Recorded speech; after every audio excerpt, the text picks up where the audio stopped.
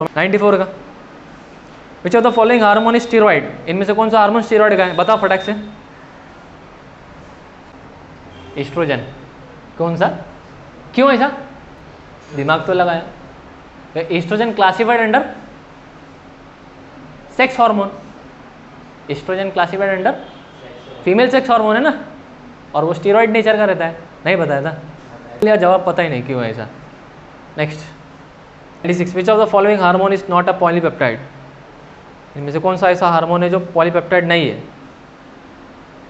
Polypeptide का मतलब protein नहीं है, पॉलीपेप्टाइड दूसरा नाम है प्रोटीन का, पॉलीपेप्टाइड दूसरा नाम है, यानी प्रोटीन नेचर का दूसरा हार्मोन बताओ कौन सा है। LH इंसुलिन FSH, क्या है, LH इंसुलिन FSH सारे प्रोटीन है। थायरोक्सिन लिपिड है, क्योंकि वो मेम्ब्रेन क्रॉस कर रहा था ना, रे नॉनसेंस, फिर दिमाग नहीं चल रहा है, वो लिपिड वाले हैं, वो प्रोटीन वाला नहीं है। नेक्स्ट बताओ 97 का, गिवन टेबल से जो कुछ भी दिया हुआ है, यानी A का बताना, 1 का बताना, 4 का बताना है। 1 पे क्या आ सकता है, 4 पे क्या आ सकता है, और उधर पे सेकंड पे क्या आ सकता है, 3 पे क्या आ सकता है, दिमाग लगाना है, टेबल भरना है अपने को, समझे कि नहीं समझे। टेस्टोस्टेरोन कैसा होगा, लिपिड का होगा, कैसा होगा, प्रोटीन का होगा, नॉनसेंस, सेक्स हार्मोन है ना वो, स्टीरॉयडल है, तो बताओ ना फिर। हाँ, तो सेकंड स्टीरॉयड पे बैठ रहा है ना, और डी में भी स्टीरॉयड पे बैठ रहा है, तो हाँ, तो बी और सी कट गया सब। हाँ, एक और है ना, एपिनेफ्रिन जो पूछा है ना उसने, वो अमीनो एसिड डेरिवेटिव है,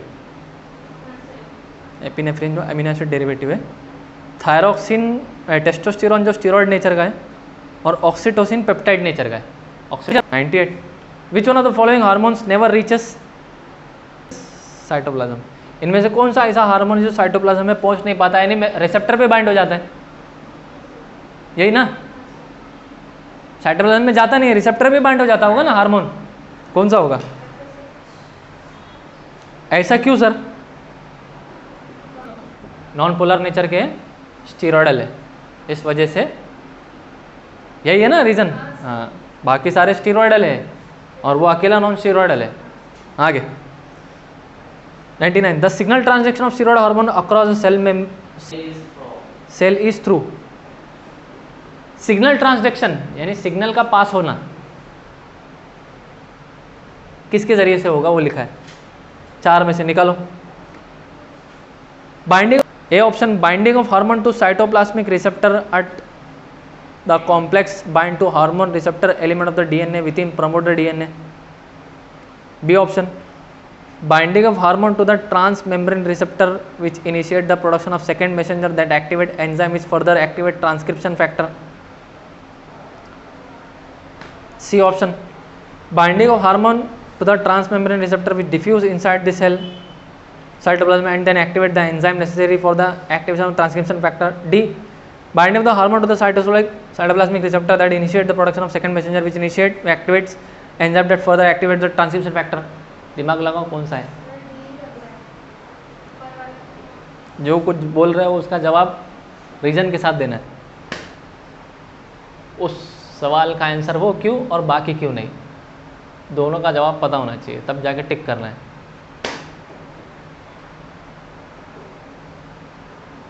इंग्लिश समझा क्या पहले, English binding of hormone to the cytoplasmic receptor मतलब कहाँ बाइंड हुआ, सेल की सरफेस पे, and the complex bind to the hormone response element on DNA with in promoter DNA। ऐसा कभी पढ़े अपन लोग ने, रिसेप्टर पे हार्मोन बाइंड हुआ, हार्मोन रिसेप्टर कॉम्प्लेक्स बना और वो सीधा निकल के कहाँ चला गया, DNA के प्रमोटर पे चला गया। DNA के प्रमोटर पे होने के लिए वो तो रिसेप्टर कहाँ होना चाहिए, इंट्रासेलुलर, वो भी nuclear.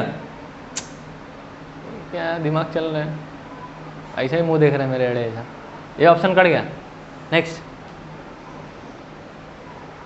Binding of hormone to the transmembrane receptor which initiate the production of second messenger that activates enzyme which further activate the transcription factor. यानी binding of hormone to the transmembrane receptor which hormone ने bind किया, transmembrane receptor का मतलब क्या होता है, transmembrane receptor का मतलब क्या होता है, यानी वो रिसेप्टर मेम्ब्रेन को क्रॉस कर रहा, रिसेप्टर मेम्ब्रेन को क्रॉस कर रहा है, सेल की मेम्ब्रेन को, यानी उसका कुछ पोर्शन नीचे की तरफ है, कुछ पोर्शन सेल की ऊपर की तरफ है, सेल की बाहर दिखाई दे रहा है और कुछ पोर्शन सेल की साइटोप्लाज्म में फोकस कर रहा है। ऐसा कौन था? आरटीके, रिसेप्टर टायरोसिन काइनेस, देखे थे ना अभी? नहीं देखे थे। तो उसको क्या बोलते हैं? Trans membrane receptor which initiate the production of second messenger, जो क्या कर रहा है? सेकंड मैसेंजर को एक्टिवेट कर रहा है, enzyme which further activate transcription factor, जो आगे जाके बहुत सारे ट्रांसक्रिप्शन फैक्टर को एक्टिवेट कर सकता है। ट्रांसक्रिप्शन फैक्टर कौन होते हैं? जो डीएनए को ट्रांसक्राइब करते हैं, वो ट्रांसक्रिप्शन फैक्टर होते हैं। तो डीएनए का ट्रांसक्रिप्शन करवाने के लिए यहाँ पे सेल सरफेस के ऊपर रिसेप्टर काम नहीं करना चाहिए। सेकंड मैसेंजर अगर काम करेगा तो ट्रांसक्रिप्शन फैक्टर को एक्टिवेट नहीं करता, ज़्यादातर तो बायोकेमिकल रिएक्शन चलाएगा। पढ़े थे ना अपन लोग?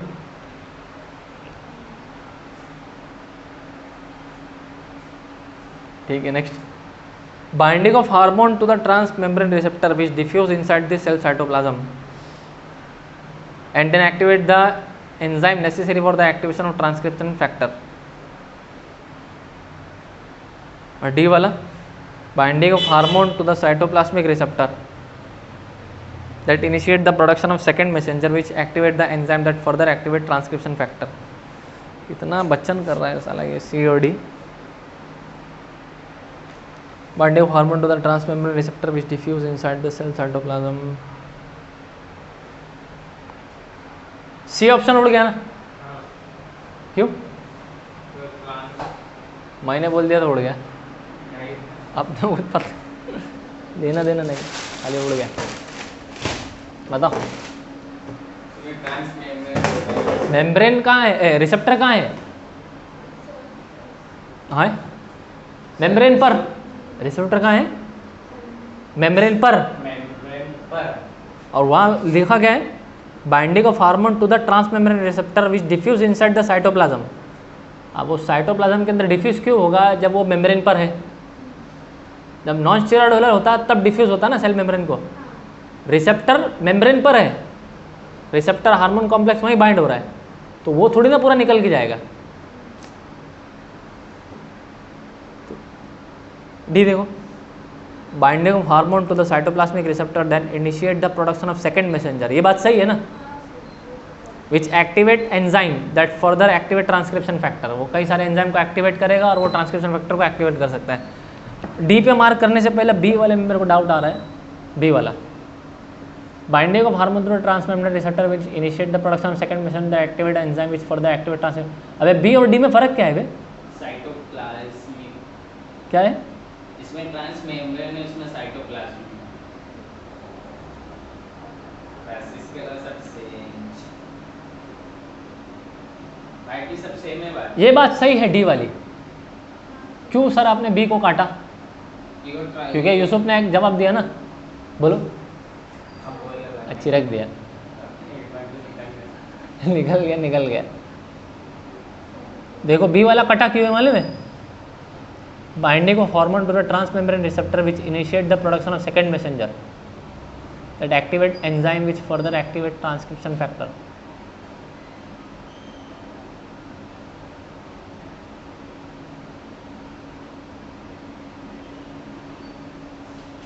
हाँ, बी और डी को जब कंपेयर करोगे तो उसमें है साइटोप्लाज्मिक रिसेप्टर लिखा है। क्या लिखा है? हाँ कि नहीं?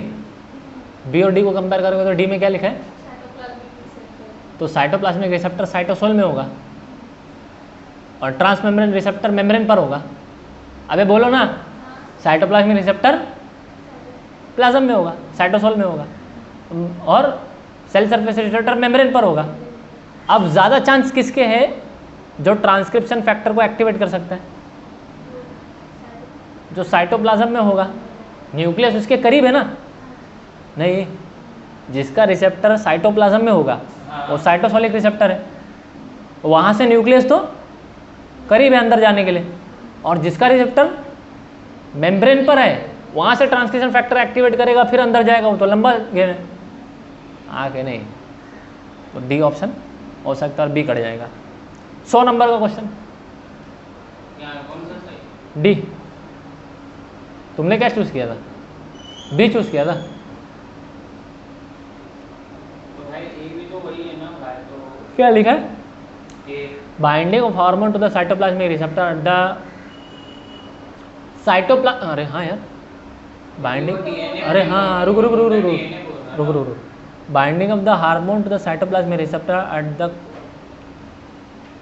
न्यूक्लियस में आएगा तो फिर bind to the hormone response element at the DNA with in promoter DNA. ये बात सही है रे, एक ऑप्शन सही है, बी सी डी सब रॉन्ग है।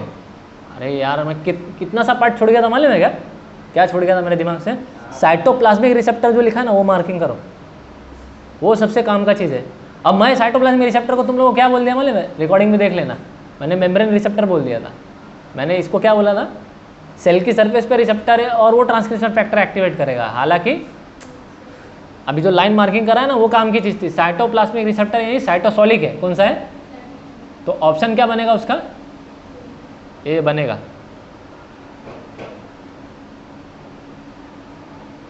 तो hormone receptor complex bind to the hormone response element.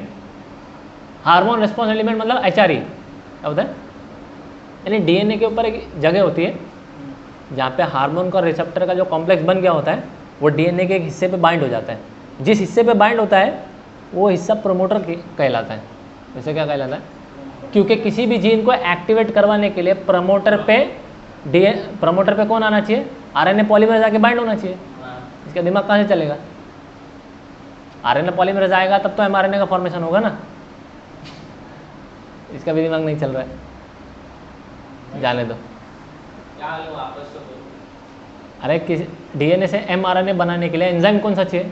RNA polymerase. हाँ डीएनए से एमआरएनए बनाने के लिए क्या चाहिए? हाँ आरएनए पॉलीमरेज का एंजाइम आएगा, वो बाइंड होगा तब डीएनए से एमआरएनए बनाएगा। That is called transcription, transcription है कि नहीं?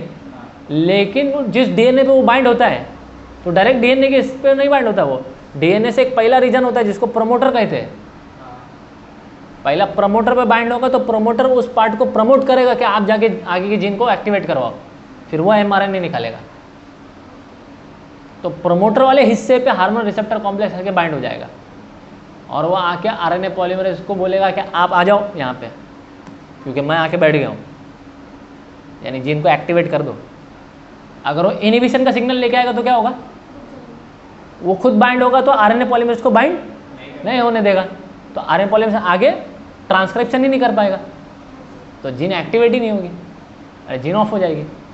ऐसा पढ़ेगा हम लोग कहीं लैक ओपरान में पढ़ देगा, हमें जाने दें, बावली हो गई। नेक्स्ट 100 नंबर का, इस हिसाब से वो ए ऑप्शन सही हो गया। तो बी सी डी सारे गलत है। कौन सा पार्ट छोड़ गया था पता है ना दिमाग में? ऑप्शन ए के लिए साइटोप्लाज्मिक रिसेप्टर। साइटोप्लाज्मिक रिसेप्टर का मतलब क्या है? सेल के रिसेप्टर कहाँ पे होगा? सरफेस पे होगा, नॉनसेंस। नीचे साइटोसॉल में होगा, साइटोसॉल। समझा? मेम्ब्रेन रिसेप्टर होता तो मेम्ब्रेन पे होता, तब तो वो ट्रांसक्रिप्शन फैक्टर एक्टिवेट नहीं कर पाता, वो तो बायोकेमिकल रिएक्शन चलाएगा। यही तो बोल रहा था मैं, मेम्ब्रेन पे जो रिसेप्टर होगा उससे एंजाइम एक्टिवेट होगा और बायोकेमिकल रिएक्शन चलाएगा। न्यूक्लियर रिसेप्टर होगा तो न्यूक्लियस में घुस जाएगा, डीएनए पे बाइंड होगा और उससे डीएनए एक्टिवेट होगा। ये बोला था पहले भी मैं, तुम आ करके ऐसा ही देख रही थी मुझे। नेक्स्ट 100 नंबर का, estrogen and testosterone are steroid hormone and most likely bind to. बताओ, एस्ट्रोजन और टेस्टोस्टेरॉन कैसे है? स्टेरॉयड हार्मोन है। कैसे है? ये बात सही है कि नहीं? क्यों सर? दोनों सेक्स हार्मोन है, दोनों क्या है? और पहला स्टेटमेंट जो मैंने लिखाया था स्टेरॉयड हार्मोन सा सेक्स हार्मोन, पता नहीं नोट डाउन किए थे कि नहीं, खजवा लिए थे वहाँ पे। Are most likely bind to, ज़्यादातर ये कहाँ बाइंड हो सकते हैं? सोचो समझो दिमाग लगाओ, आंसर निकालना है। एस्ट्रोजन और टेस्टोस्टेरॉन स्टेरॉयड हार्मोन है, ये कहाँ पे बाइंड हो सकते हैं? बाइंड होने के चांस ज़्यादा कहाँ पे है? Membrane ion channel, enzyme linked receptor, G protein couple receptor, cytoplasmic receptor. दिमाग लगाओ, जवाब दो। हाँ, मैं देख रहा था कि छोकरी बोलेगी तो बोलता कि नहीं? डाउट है? वही आंसर है, खत्म। Thank you,